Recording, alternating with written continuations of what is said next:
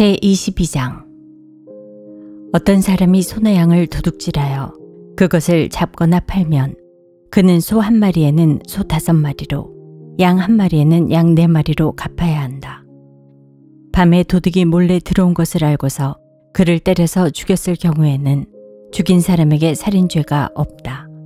그러나 해가 뜬 다음에 이런 일이 생기면 그에게 살인죄가 있다. 훔친 것은 반드시 물어내야 한다. 그가 가진 것이 아무것도 없으면 자기 몸을 종으로 팔아서라도 훔친 것은 물어내야 한다.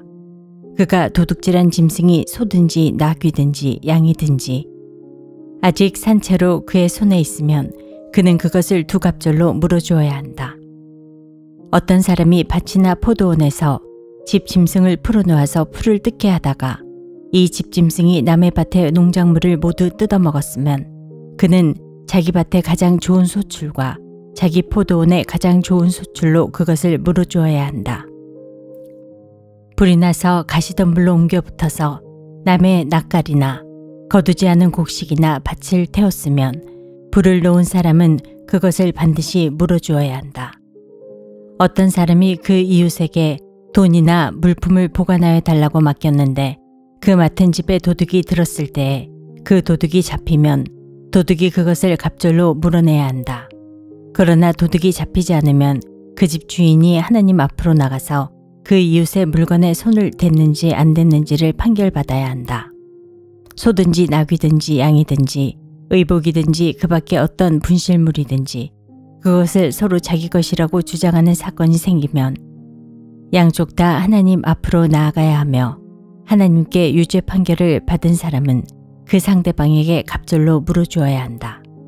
어떤 사람이 그 이웃에게 나귀든지 소든지 양이든지 그 밖에 어떤 집 짐승이든지 무엇이든지 지켜달라고 맡겼는데 그것이 죽거나 다치거나 아무도 모르게 없어졌으면 그것을 맡은 사람이 이웃의 짐승을 가로채지 않았음을 주 앞에서 맹세함으로써 둘의 옳고 그름을 가려야 한다.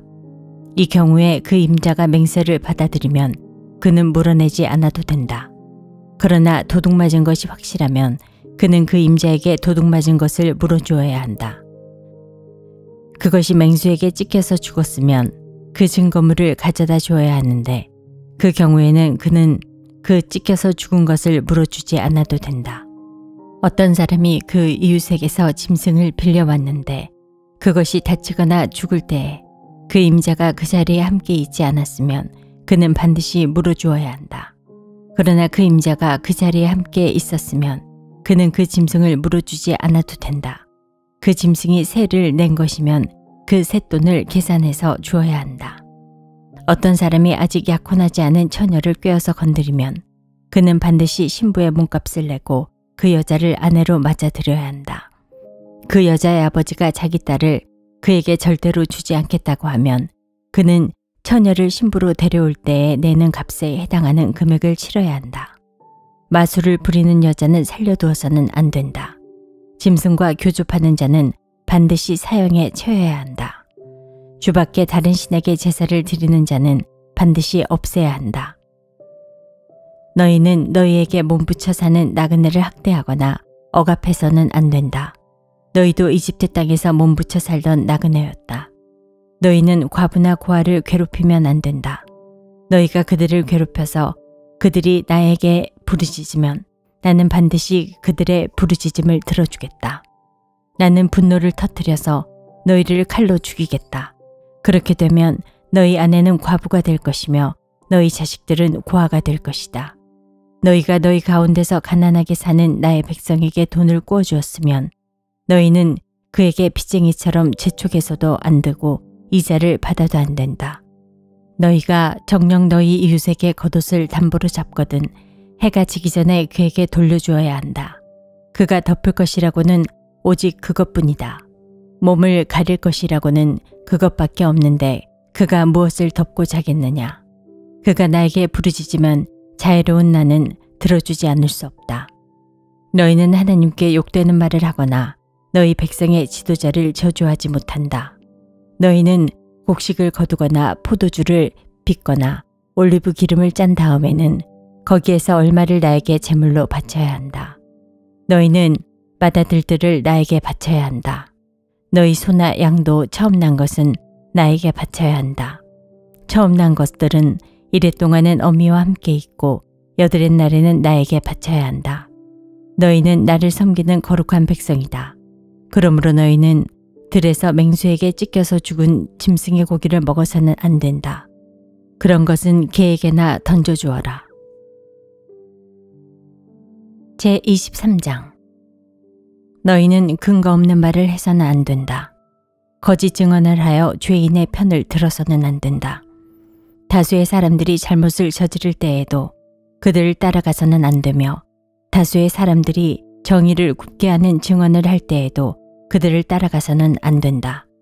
너희는 또한 가난한 사람의 송사라고 해서 치우쳐서 두둔해서도 안 된다. 너희는 원수의 소나 나귀가 길을 잃고 헤매는 것을 보거든 반드시 그것을 임자에게 돌려주어야 한다. 너희가 너희를 미워하는 사람의 나귀가 짐에 눌러서 쓰러진 것을 보거든 그것을 그대로 내버려 두지 말고 반드시 임자가 나귀를 일으켜 세우는 것을 도와주어야 한다. 너희는 가난한 사람의 송사라고 해서 그에게 불리한 판결을 내려서는 안 된다. 거짓 고발을 물리쳐라. 죄 없는 사람과 의로운 사람을 죽여서는 안 된다. 나는 악인을 의롭다고 하지 않기 때문이다. 너희는 뇌물을 받아서는 안 된다.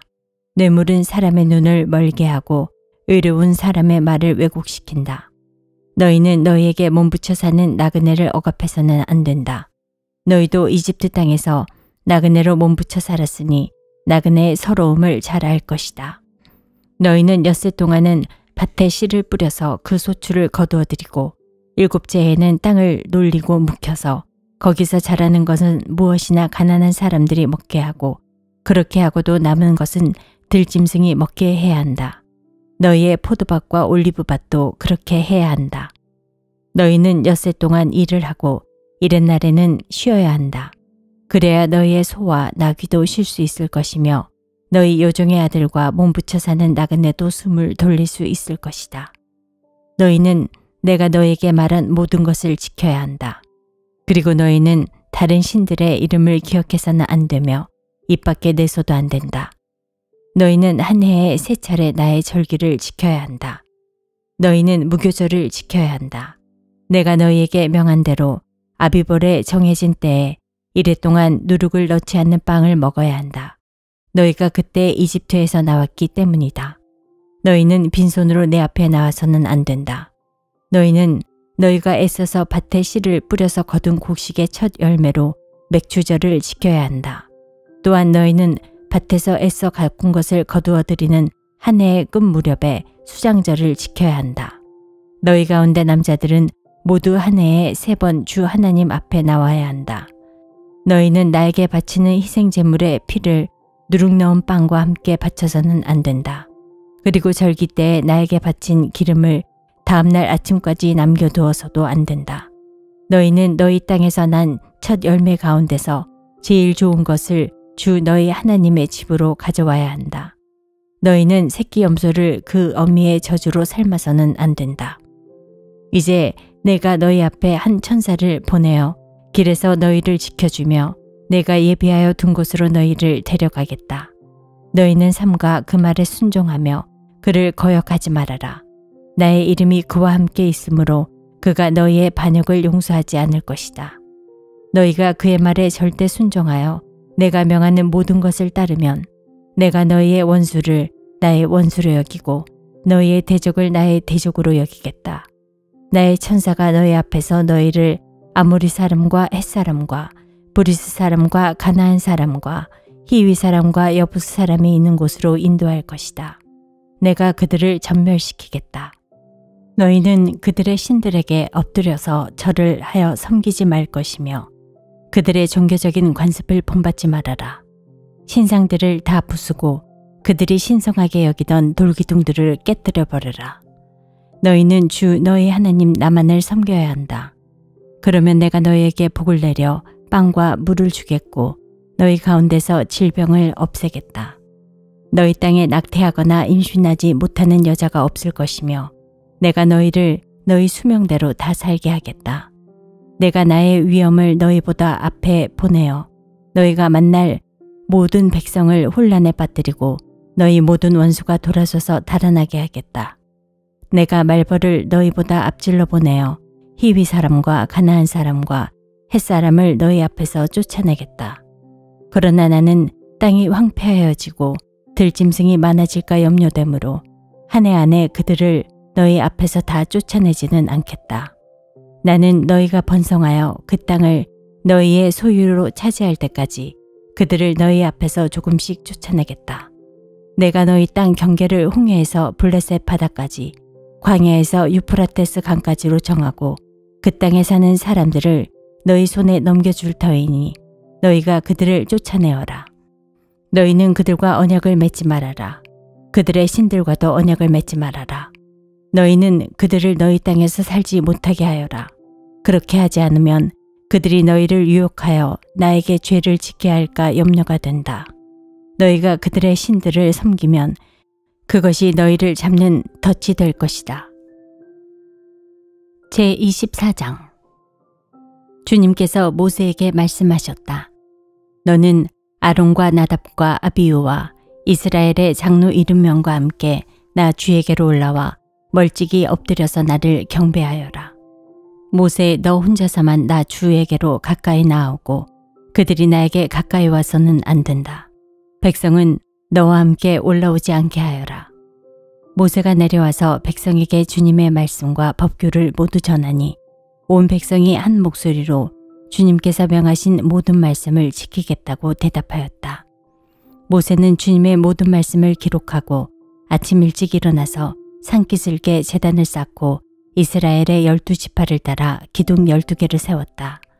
그는 이스라엘 자손들 가운데서 젊은이들을 보내서 수송아지들을 잡아 주님께 번제를 올리게 하고 화목제물을 드리게 하였다.